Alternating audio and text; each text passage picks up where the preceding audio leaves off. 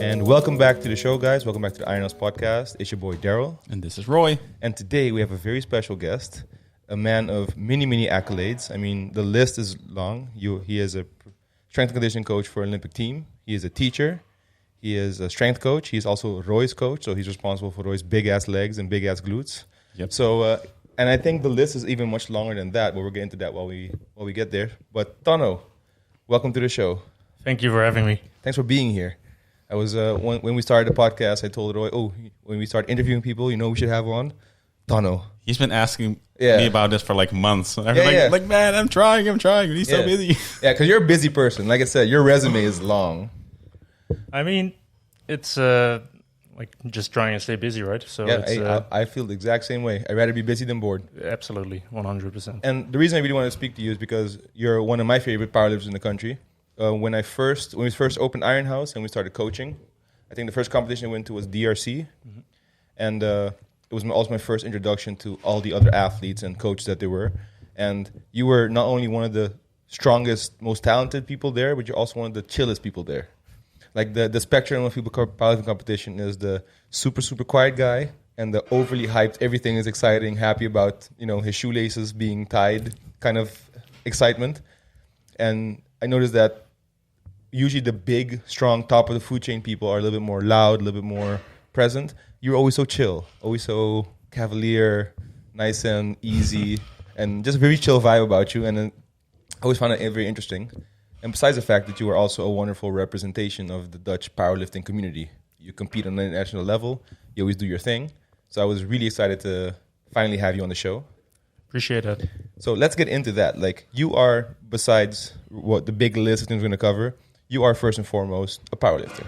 Yeah, right. Basically, that's your hobby. That's your passion. Sure. That's where you, that's what you spend your time doing next to the work that you do. Yeah. How did you get into powerlifting? When? How? This goes way back. So I think initially my first association with strength training was about 16 years ago. So I'm 13 now, and I started when I was 14. So. Damn. Wow, I wish I started when I was 14. Me too. That would have been great.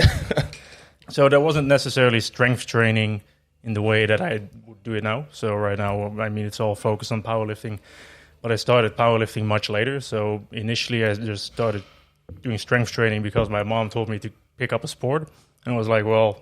Thanks, Mom. I'm just sitting here at home, like playing video games. And she basically said, like, oh, I just want you to get off your ass and get moving. And the gym was the obvious choice in that. Yeah, so why not? Like, we do live in Holland. I mean, football should be the first thing most people think about. How come? I already had that past, like in the past. And how were you able to convince your mom to let you lift weights at 14 years old? Wasn't she afraid that you end up too short? Yeah, that's a good question, actually. I do remember going, like, a couple of the first times I went to the gym, and then the gym owner getting mad at us for, like, trying to pull way too heavy weights with shit form. And they ended up yelling at us throughout the gym, not knowing what we were doing, obviously. I can sympathize with that, man. Yeah. So I was the youngest out of three. So I had two older brothers that did some exercise, and one of them at the time was going to the gym, not very seriously, but at least he showed me like how to bench press or something. And I think I remember like the first time benching was like 40, 50 kg at 14 years old for a couple reps or something. And I wanted to go up, but my form wasn't good enough. And he was like, yeah, just back off here. And I guess that was one of the first times ending up in a gym, and I stayed there for quite some time. And at some point, there was another guy that I already knew from secondary school, and we kind of started motivating each other a little bit. So at some point, he was like, "Yeah, I'm gonna take this whey protein," and we both had like concerned parents that were like, "Are you sure you want to do that?" It's a gateway drug. Exactly. It's a gateway drug. So before you know it, I step it up. I get some creatine for myself. Oh, no. And initially we were like, well, probably the worse it tastes, the better it is. So we used to have like this creatine ATOS that basically just tasted like you put your finger in your ear and you put put it in your mouth, you know? Some sour, bitter shit right there. Exactly. Yuck. and from that point, we kind of started motivating each other. It's like if the other guy went, then and the other guy didn't. It was like, okay, I just want to stay on top of this, get stronger, and get bigger, basically. Bit of a bro accountability. A little bit, yeah. And at some points, we got all into the let's put on a tank top and go to a festival lifestyle at some point. That's a phase that I'm not very proud of, but looking back, I mean, it was fun at the time. You got to have fun. I mean, shout out to everyone who's doing it now, too. You got to enjoy yourself. For sure. So I felt that at some point that wasn't enough for me. Like, I was like, I don't care too much about how I look. I think it's way more interesting to get a little bit more into performance metrics and have something tangible that you can see that you actually improve upon. And I think like the more bodybuilding type of training didn't really offer that. So at some point I switched a little bit more to performance-based training. At some point I moved to Groningen and I studied there for a year. So I did like sports health and management that I did for a year. And I became one of the coaches at Northside Barbell for a bit. So that's one of the student associations. All right, but hold on, because you're talking about your journey now from the gym until now. No, how I got into powerlifting. Yeah, so like it's still going. So, but you're already coaching at Northside. Yeah. When you already introduced to powerlifting before that, I assume. I mean, at that point, I think I was like pretty strong. So I think at maybe 18, 19 years old was like deadlifting 240 for triples and squatting around 200 and maybe benching like 140, 150 or something. That's nice for somebody who hasn't found out what powerlifting actually was, probably. So at that point, you weren't like, I'm doing powerlifting, No. You were just training. I was just training. Okay. I didn't have a belt. I didn't have knee sleeves. Damn. First time I got introduced to a belt was, we had a belt that everyone could use at the gym. Yeah. So there was one belt I really liked, which was like probably some old Russian Soviet belt that was laying there from like 60, 70 years ago. Yep. So that's the belt I knew. So before you even actually understood that I'm doing the sport of powerlifting, you were already deadlifting 240 for triples and squatting 200. So goddamn. Throughout that route, at some point, I got also introduced to rugby. And I That kind helps. of was like, this strength training stuff kind of helps. It helps you push over other people and not be pushed over by other people. So that's kind of a good thing for rugby. And at that point, I like probably even after 1 year of playing, I didn't play rugby for a bit. I just focused on strength training. I got back. I probably gained like 14, 15 kilos of mass. Most people didn't recognize me coming back into the gym. Or in the pitch, in the rugby pitch, and at that point I was kind of hooked, I guess, and I didn't really got separated from strength training all that much. Damn. So that's the introduction to how I would get involved in powerlifting. And I can imagine that starting off that early in life in the gym and having that exposure that young, I mean, that has to contribute a lot to how well you're able to perform now. I mean, you do perform at a high level. I haven't checked the rankings recently, but you are definitely at the top of the food chain for Dutch lifters when it comes to not only totals, but also the relative points that go along with it. So that definitely had to have some contribution to it. For sure. And when was your first official powerlifting competition here? So I wasn't a junior anymore, so I think it was at a... Can you imagine this guy in juniors? Like if you would have known earlier when you were like 18, 19 that it was powerlifting, you would have signed up. All the records would have been Tanno. I knew about powerlifting at 18, 19. I knew like about guys like Dan Green and stuff like that. But at that time, the sport was very small. Because what year did you actually do your first meet? So that was when I was 23. So that's about 7 years ago. So that's 2015. Yeah, at that point, the sport here in the Netherlands was like so small. Yeah. So I get that, like, even though you're strength training, it wasn't like an obvious decision to go into powerlifting because it barely existed here. Yeah, I'm just saying if he would have though, would have been a lot of junior records still being tried to break. Yeah, but at that point, like, there basically weren't any junior records. Yes, there were, because when we started, when we went to the first competition in 2017, there were already records from a few years back. Oh yeah. I think even Pardeep has some of the earliest records, if I'm not mistaken. Oh really? Yeah. So, but then your first competition was where? Which competition was it? So it was this gym in Breda, which it no longer exists. I don't exactly remember what we call the name, but I do remember think my first total was like 615, squatting Nice. squatting like 215. I didn't have knee sleeves. I ordered a belt especially for the competition. Never wore one before. Then I think I benched like 155, which then was better than the recent national champion did. So I was like, well, I guess I'm pretty good at benching. I guess so. I think I deadlifted like 260 in my first meet. Damn, that's a nice way to start off. That's a good first meet. And to give our listeners a perspective, what are your best now? Your PRs now? So my best squat right now is 285 in competition. Then there is a 208 bench, and there is a 332.5 deadlift. One So more time. that's How much? 332.5. God damn. And you're talking about like official competition Yeah, lifts. yeah, Do you have gym lifts that are better than that? No, usually I try and keep my best performances for the gym. So No. First lesson there. Okay. Save your lifts for the platform. Save it for when it matters. yeah, All right. For God sure. damn, those are some big numbers. thanks. And Appreciate it. let's get into some of your accolades, because do you know how many international competitions you've done? So another signal of being, I guess, pretty decent at powerlifting was that after doing my Pretty first, decent. Pretty I'm decent. looking at your face like, What the pretty fuck is this decent. shit? Pretty decent. You humble motherfucker. I mean, Yeah, it's okay. I Yeah, don't know. you're pretty decent. Go on.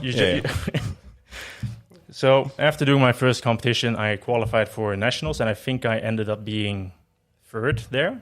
I think there were Doan and Bob back then that ended, placing above me. Yep.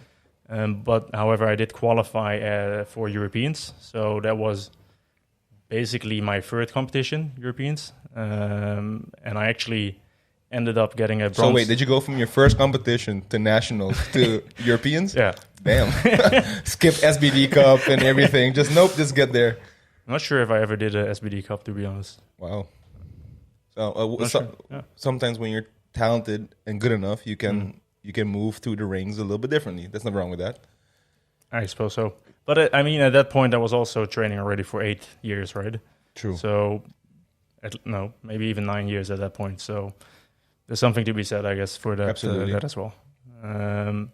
So, at my first Europeans, I think I got a bronze deadlift medal. So, that was, I think, like a 302.5 deadlift.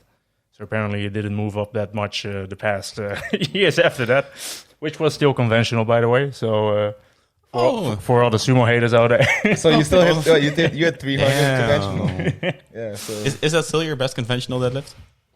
I think so, yeah. I'm beating that. I'm remembering that. Yeah. Fair enough. don't wake a sleeping beast. All right. Don't make him switch back. And No, I'm doing both at the moment, actually. I saw on Instagram. So after that Europeans, I think the competition after that was Worlds. So I basically qualified there for Worlds as well, which was the first time I think I switched to sumo, which was the worst deadlift I ever had in competition, I think. Because in the gym we used to have like I think just a weightlifting bar. So apparently if you put on actual, you have a calibrated plates and you have and a an stiff actual bar. powerlifting bar, that does make a difference. Yep. So I was very hurt when I tried pull up 280 and it moved like my third attempt. I think that can shock you a little bit. I was like, oh damn, Yeah. I'm screwed. So that didn't end up to be my best competition, but like a good experience overall. I mean, you always get some learning points from Absolutely. both good and bad competitions for sure. And your most recent competition was Worlds, right? In South Africa.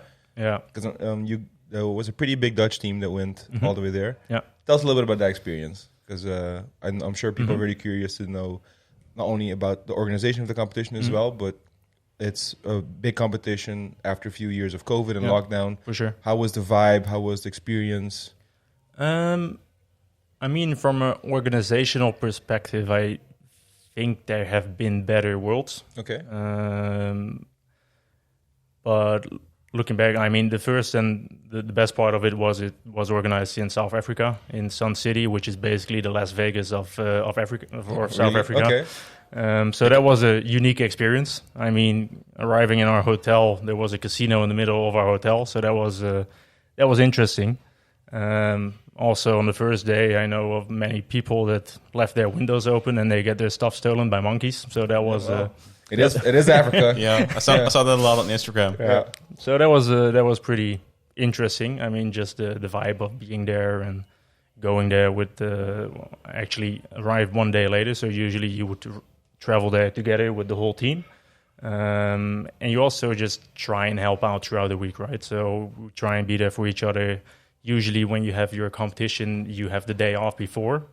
But on other days, it can be that they ask of you that you help assist in loading the bar for people warming up for their competition, stuff like that. Yeah. So in that way, you're also always present when others compete and stuff. So basically, you're spending the whole week inside of the venue, which is nice for sure. That's also when we went to South Africa, we booked an additional week to travel around a little bit afterwards. Smart. But I think working up to that, at least for me personally, I mean, I had a very good meet before that, which was nationals, and I think there were maybe about 9 or 10 weeks in between. So my preparation, I already strained my pack a little bit at nationals actually. Still managed to press a PR with that in the competition, but nice. It did hinder me into training very effectively after that. I wasn't able to bench as much or as frequently as I had originally planned. And also 9 to 10 weeks isn't much to prepare for another competition. Much rather I would have at least 3 months to be able to unload a little bit from having an intense prep before that. And it's also my second competition ever being in the 105 class. So that was a little bit of a too bad, you know? Yeah, I get it. So working up to that competition, training went quite average. So my best total before that was 825.5, and at the meet there in South Africa, I managed to get a 800 total, which was quite significantly below my best previous total. Yet it was still my second best total I have ever had. So it's like a little bit of a double feeling. It depends on the context that you put it in. You always want more. And how much more can you get in 10 weeks? How many worlds have you done before this one? I have to count. So I think this is my third or fourth. Yeah. Fourth. Yeah. That's a lot. And were there people on the team, the Dutch team, that was their first worlds? Actually, there were. Yeah. So I mean, it's always quite exciting, right? Like getting to a big platform like that, and you get to see people that you usually only see on social media. There are people that you know by, their social media and their YouTube channels and stuff like that. Yeah. So do you have any personal powerlifting favorites that you are always excited to see or to meet? I mean, you always get to talk with people, and I think for me, I don't hype too much about other lifters or something. I respect anyone that puts in the work, and I respect if someone works towards those goals and puts in consistent effort. I find that a lot more valuable than, I don't know, if you do or don't have social media. I don't care too much. I mean, I can definitely agree with that. Yeah.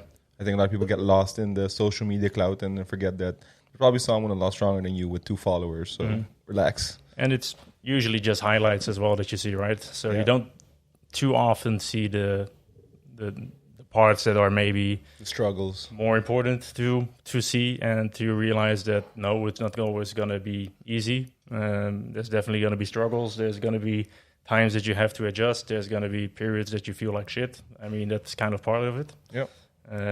But how do you manage those situations and stuff like that? I think should get a bit more attention. I think that's a perfect way also to transition into the next topic I want to talk about, because everything it's clear that you're a very proficient and talented powerlifter. You have the years of experience. You're mentioning some big ass numbers that most people are dreaming of and working towards right now. But you're not wearing such a nice uniform for no reason. You are a strength and conditioning coach for the Dutch cycling team. Yeah. Right? Yeah. And you're talking about managing those expectations and how do you deal with the ups and downs that go into training. I expect that's also a big part of the work you do for your athletes there as For well. sure. Tell us about how you got into that position and Yeah. that work, and what role that has in your life right now. Yeah. So I used to study in Maastricht. I studied first. Initially, I did a bachelor's in health sciences, and in that I did a minor in physical activity. And during my final year, I basically did my research together with the Olympic BMX team.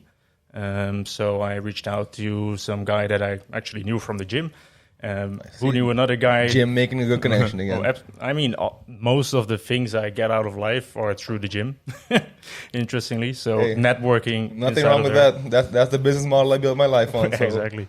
Preach. So I think I knew a guy from the gym who knew another guy that he put me in contact with. So I reached out to the guy, and I asked him for an internship position because I do research within sports science. And he didn't have any places anymore at that point, so he knew another guy, an SSC coach that was currently working at Papendal, which is like the national, or like basically the hometown of our National Olympic Committee / Sports Federation. So It's also where they have this really big sports facility too, right? Yeah. So it's an enormous Olympic training facility that has like a outdoor track field, an outdoor BMX place. It has countless of gyms. Anything you will see from national sports, you will probably see some images from there. Sounds like a good place for a field trip. For sure. I definitely want to check their place out. For sure, you should. Yeah. Let's do it. There's a lot of things to observe there and learn about. Absolutely. Awesome. They also have like conferences every now and then, so maybe that could also be an interesting gateway to get into that. Awesome. So getting in touch with the SNC coach that was currently working towards the Olympics in Tokyo. They were preparing for getting ready for that. So they had the BMX team. So what I did is we looked into velocity-based training, and we looked in how well they were able to preserve their strength during a competitive season, meaning we hooked up like the linear precision transducer, which is the device that measures the bar speed when you're lifting. And that gave us an estimate of what their potential one repetition maximum would be on that specific day. We also did a little bit of tracking of like session RPE, so rate of perceived exertion, how heavy did the session feel, and can you attach a number to that as well? And we kind of looked at, okay, were you able to preserve your strength on a lower frequency and a lower training volume during that season, or are you actually losing strength as well? So we had some takeaways from that. Actually, the guy, one of the guys that were in that team ended up winning the Olympics, so he got Nice. Olympic gold. So that was That's a good sign. really cool to be like a part of that, for sure. I can imagine. And after that, I actually always just stayed in contact with the people I work with there. And I think several years later, so I did my master's degree after that in human movement sciences. I specialized in sports and nutrition. And not too long, I think maybe a year after I graduated from that, I got in contact again with the same guy. And he actually asked me to come by sometime and maybe discuss some stuff, right? So I was like, yeah, sure thing. So I came by, and the main takeaway from the story is at some point they're gonna have to replace him, and he would like to have a person that he would trust to take over the group, because you work with a group of athletes for a long time, and of course leaving like that type of group, having that kind of connection, he wanted someone Absolutely. that he thought could be suitable for that. So I think people tend to underestimate the bond that can be made between. Yeah, for sure. I mean, not only like we deal with a lot of recreational athletes and clients, but on an Olympic level, professional level, the level of trust and confidence and accountability you have for each other is Absolutely. super deep. Yeah. You might be closer with your athletes than most of them are with their own relatives, for example. Yeah, for sure. I mean, that was also for me one of the unique experiences, right? Because I started online coaching during my bachelor's degree. So like I started my own business and I started coaching people online. But the people that then approach you for coaching are people that know you and people that want coaching from you. But ending up in like this kind of setting, I was like these people don't know me. They don't ask for me. It's like, who the freak do you think you are? Yeah. Like, there's a process to trying to prove yourself, I guess, a little bit more, which I can very much understand. I think also because I wouldn't take any coach either, and I think it helped a lot that I was fairly strong. You already established your for sure your talents. I mean, like, the same for me. If I know that someone is strong, I know that they put in work, and you might be talented, but you've gone through the process, you've gone through obstacles, and you know that they've lived through those things that you've gone through yourself. And I think that creates a little bit of a mutual understanding that might be more difficult to have if you haven't lived through that yourself, right? How does the sport of powerlifting specifically contribute to that? Mm-hmm. Like, are there some things that you maybe have from the powerlifting culture or the sport itself that you feel you're able to translate into the work you do with Olympic team and help them in that way? Or is it for you a very separate thing, your powerlifting life and skill and accolades from that work? So I always try to organize my life in a way that everything complements each other in one way or another. Mostly because I think I'm mostly just fascinated about the human body and its ability to perform. So to get to your question, I think for sure, my experiences through powerlifting affect how I approach SNC also for others. Not as much as in what type of exercise do you end up doing, not as much in the structure maybe of the program, but more from how do you experience it as an athlete perspective, I think. Because so you can relate to them better because you're also an athlete yourself. I would think so, yeah, for sure. Like it is different, right? Because they're living through Olympic cycles, which is once in every 4 years. They don't have the ability to focus just on strength training. They have their track cycling sessions. They have different types of sessions throughout the week, and you need to complement that with strength training, which is a very different challenge from just doing strength training. The strength training has to take a back seat to the sport-specific attributes. So, I mean, there's phases that you can emphasize that a little bit more. You do a little bit of an individual analysis of what is an individual's need and how can you try and complement those needs as much as you can. Like, you build a little bit of your own rationale in how you would approach that, and where possible, you try and use data for that, which isn't always possible because there's not data kept on everything, and there's not always direct conclusions that you can make from data. So it's a process on one side of being able to get into data and use it as effectively as you can, but at the same time also be creative enough and also have the knowledge background that you can build a rationale on why you would do something. And that can be from a physiological perspective, that can be from a biomechanical perspective, or even like a psychological perspective. Like, meaning that if you have an athlete that performs very well, if he needs to, for instance, do one lap on the track, but then you see that if they give a full effort for one lap, that they start to decrease their performance quite rapidly, right? So even that kind of things you can then also try and approach in strength training. So meaning that you would build up the sets instead of having one peak set that you work towards.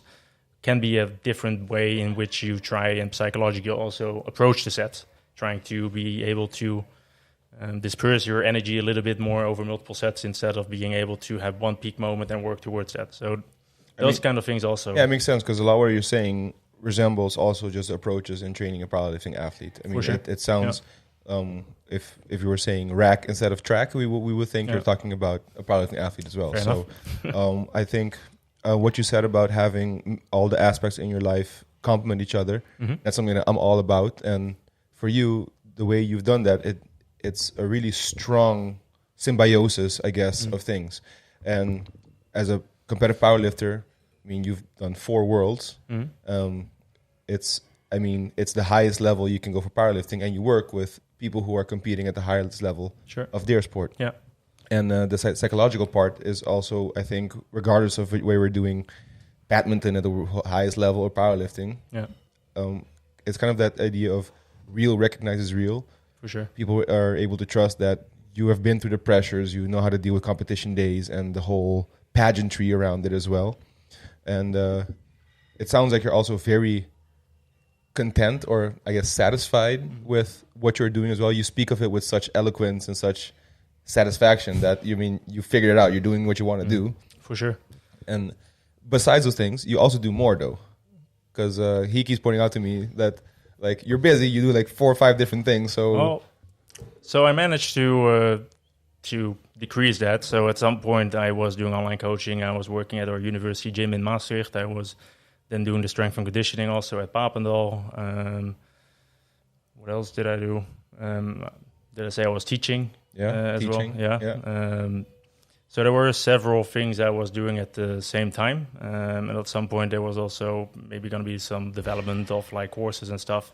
Ended up not continuing with that, mostly just acknowledging the fact that you only have so many hours in a week, and your private life is also important. So absolutely, you got to step back a little bit from from that kind of stuff as well. So what are the things that you couldn't step back from that you were still busy with now? I mean, what are the things that you do in a week and in a month? I think at this point I am at a point that I am able to step back from a lot of that. So I've tried and create more space to also maybe be a little bit more creative and also work towards new projects for myself. I'm always looking to kind of expand what I'm doing currently and try and learn. And like lately, that's stuff like, I don't know, investing and stuff like that.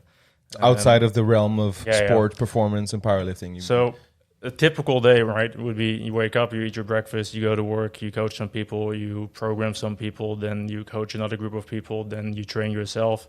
Then there's some more eating in between there for sure. Sounds familiar. Then you come back to relax and you read a book about I don't know, some trading or some investing or whatever, or some finance stuff, and then like, oh right, it's already time to go to bed. Sounds painfully familiar. Yeah.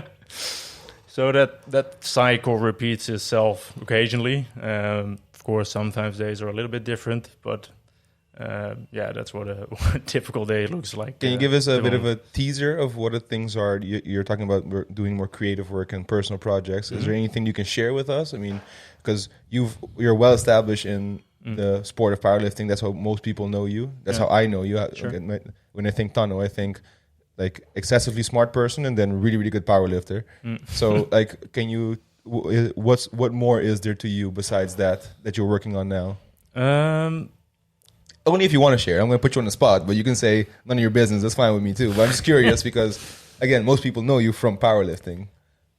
I mean, there's nothing outside that realm at the moment that necessarily jumps to mind. But one of the things I said earlier to Roy as well is like, well, there's a ton of stuff that I still want to do. I want to, at some point, write a book. At some point, I want to probably open up some type of training facility as well.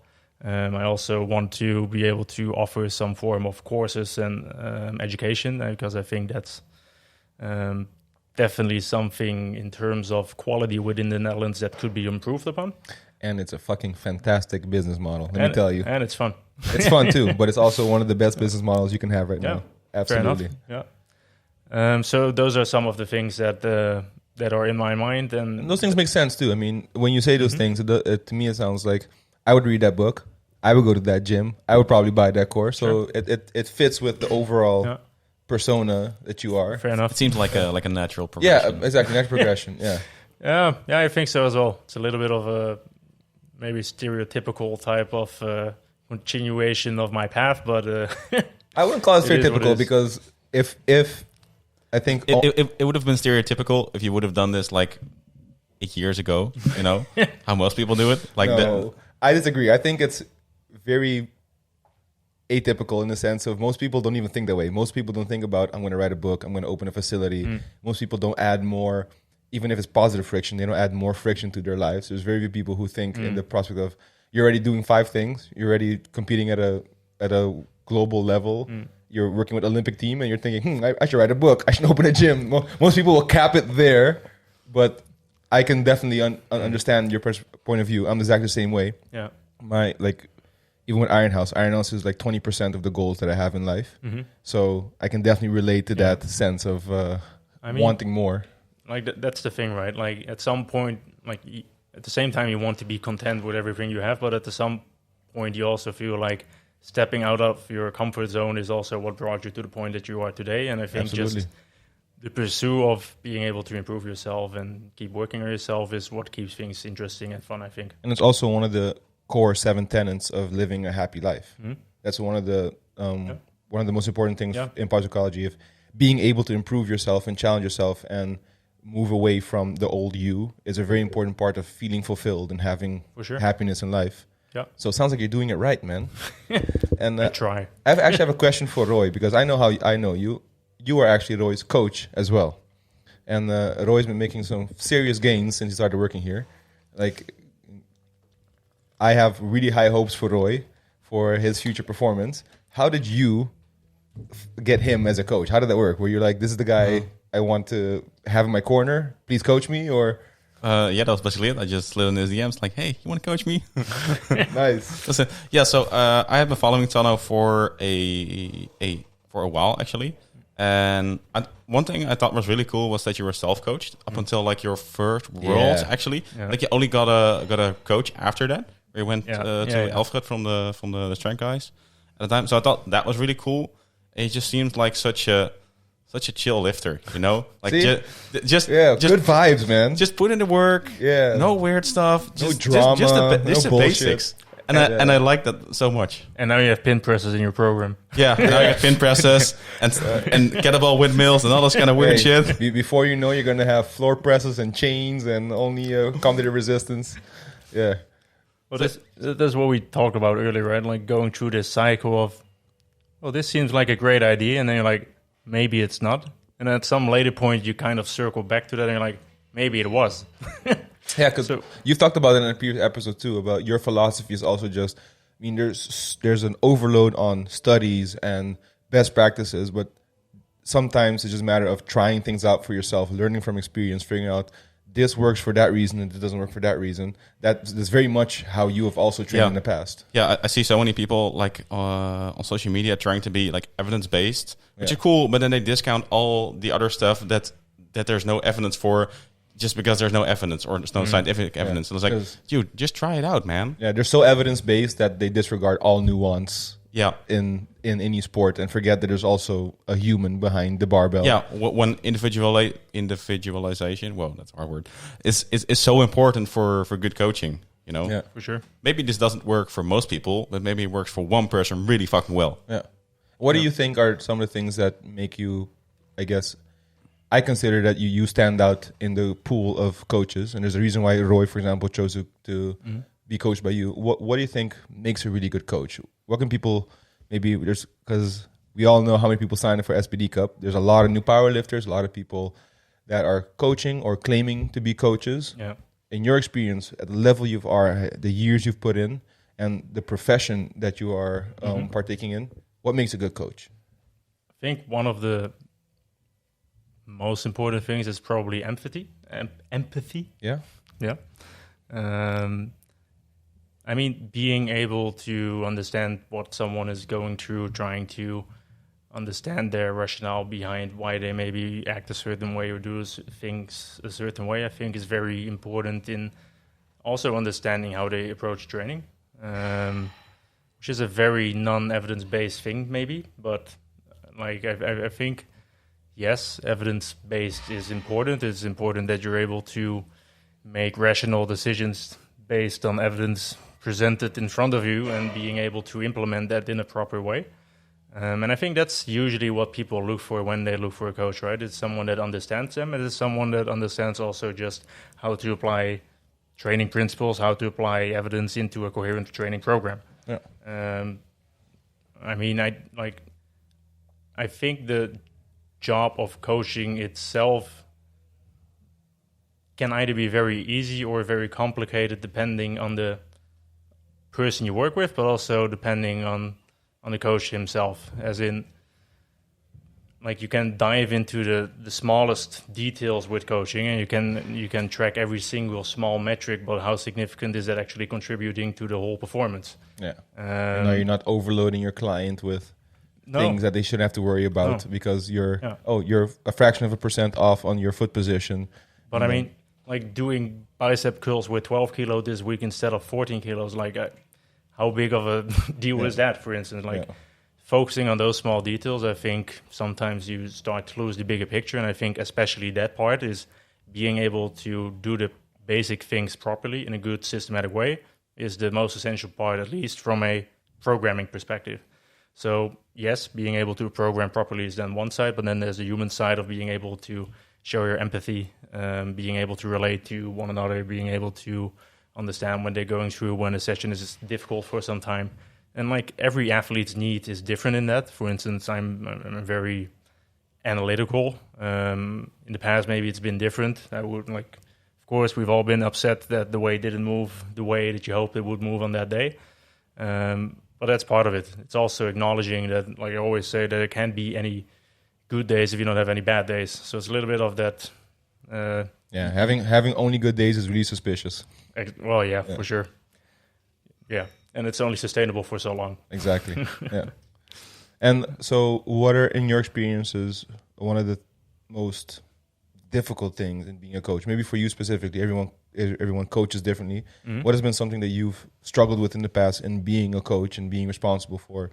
I mean, not only powerlifters, people trying to break records here in this country, but also Olympic athletes. Mm-hmm. What's something that's hard or has been hard that you know that this is something people might not know about? Probably time management, since there's only 24 hours in a day. Yeah. And unfortunately. I mean, it's very easy to I don't know, have something written down that you've planned, but then it takes a bit longer than you planned, and then that takes away from the other things you planned throughout the day. I think that's the main thing for me. That can be a challenge at times. I think I deal with it lately fairly well, like trying to organize and get some rhythm in how you approach those things. So like, I don't know, reserve certain hours throughout the day for certain tasks, stuff like that. I think is the best way to go about that. But that is probably more difficult as you get more clients. And if you're doing 5 different things at the same time, it's probably doesn't help. But that's why I try and scale down on that as well. For sure. So it's a bit of learning to be adaptable and flexible. Absolutely. Rolling with the punches. Yeah. I mean, like, especially online coaching, the great part is you can work wherever you want, but that's also the downside of it. I think being able to work everywhere you want also makes it very easy to work everywhere. Exactly. Yeah. And just do it in the evening when you could be, I don't know, having dinner together with your close ones or something like that, right? So it's a little bit of a balancing act sometimes, but that's the risk I'm willing to take. I mean, no risk, no reward in most cases. Fair enough. Yeah. Awesome. Any questions, Roy? Because the amount of questions I have in my head will be like a 4-hour podcast. So at some point we gotta invite you back for a part 2. Well, I have another thing to say. Circling back to why I went with Tanno as a coach, I was able to speak to some people in person who were already coached by you, mainly Michael and Ries. That was pretty cool. Yeah. Also big boys, strong lifts. Also big boys, strong boys. How many clients do you have now in the Dutch powerlifting community? Yeah. So I try not to take on too many clients. So it usually varies between 20 and 30. And for me, that's enough. I mean, I also started doing a little bit more of nutrition coaching lately. So I'm trying to find a balance in that. But I usually try have a certain period, see how that's going with the current clients I'm having. And if I think it's too much, then I don't take on any new clients. If I think there's room to expand on that and help more people in their journey, then I'm always more than willing to expand my roster as well. So I apologize in advance if this episode leads to you getting a bunch of emails from, hey... that's always a good thing. That's not a bad thing. Yeah, it's a luxe probleem, as we say. I mean, from a coaching perspective, I work together with a group of other coaches, so I mean, I can always... recommend some people within the team that I'm working in there. Performance training, right? Yep. Shout out to the guys. Love their Instagram page. Absolutely love it. Hey, I want to thank you for not sharing your story and for taking the time to come over. I mean, you are the first, I think, professional guest that we've had on the show. We've had like members of our gym and everything, but we were really excited to talk to you, to get a bit of an insight in how you work. You're a unique person in the sense of finding that equilibrium in the thing you love to do, powerlifting, and how you make that work with the rest of your life. I think that itself is a good lesson for most people. Find things that complement each other. and make sure you're enjoying multiple aspects of your life in a way that it makes sense to you. Yeah. I think that's a very important lesson. So thanks for coming by. Thanks for having me. Yeah, man. I think we're definitely going to have you back for a part 2, so we can maybe get into some more detailed training specific things. Sounds good. And he still needs to get a training session in here someday. Yeah, for sure. Because you never have, right? No, next time. Next time I come, will. come, Absolutely. come bless our iron with with your talent. And maybe it'll rub off on us a little bit. But maybe do that when we have more calibrated plates, so you don't steal them all. Too kind. Yeah, yeah. We'll book a session for him where there's no people, so he can get all the plates. Yeah. Hey, guys, thanks for listening.